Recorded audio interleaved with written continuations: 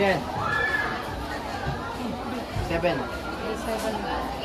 will pay later. Ito na yan.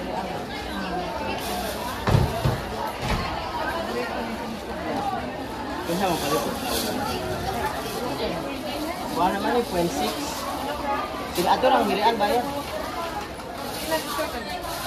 Pagkakakulong ng Pilipinas sa di makatarungang pamamahala ng mga kasama. 26 na. Sa mahabang pagkakakulong ng Pilipinas sa di makatarungang pamamahala ng mga Kastila, makalipas ang 333 taon, nakadala tayo mula sa kabayan ng Espanya. Sumunod naman ang paghahari ng Amerika sa Pilipinas, na sa di inaasahang pangyayari na paladadaki sa pag-atake ng mga Hapon sa Pilipinas na malamig sa ang Asia.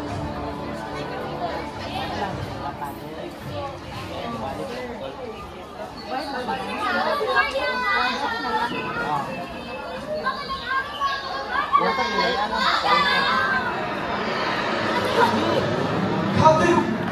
0.6 lang. What got hurt? No, you stay here. I'll be back there.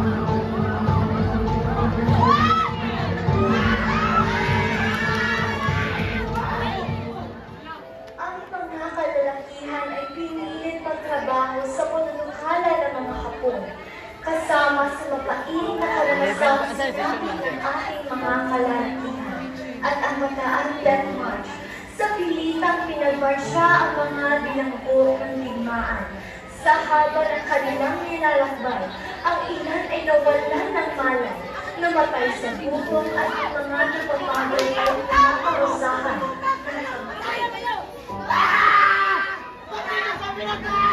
Wala kayo! Kanulungan!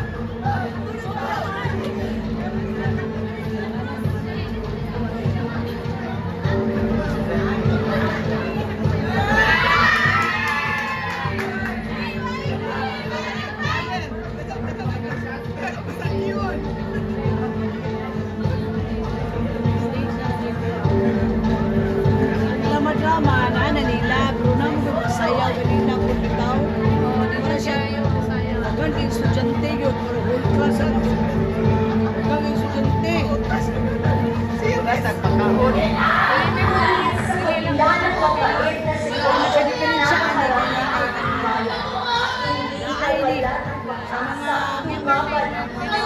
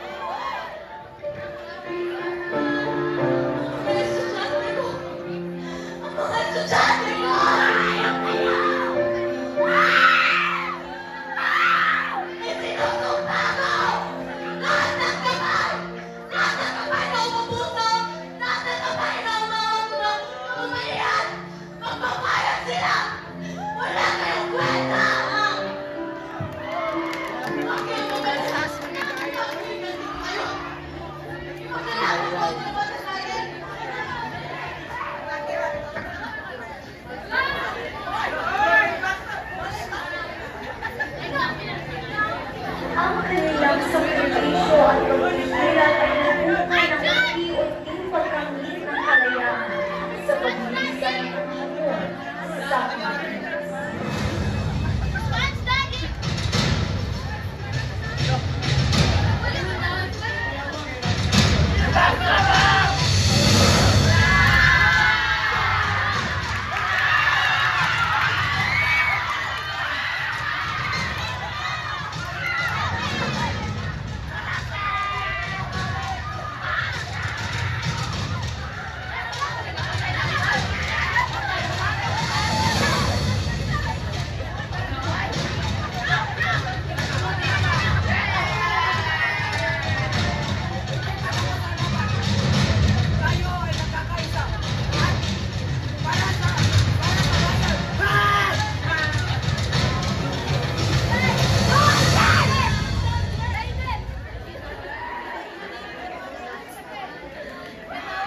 Ang mga Pilipino ay tunay ng matapang at matalino.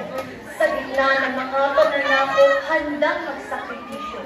Nagtiwala sa Diyos, lumaban at nanindigan para sa karapatan ng ating bayan. Kaya tayo mga kabataan, pasalamatan natin sila para sa kanilang kamatayan na siyang nagbunga ng ating kalayaan. Mainit nila na niyakap ang kamatayan para lang sa kinabukasan ng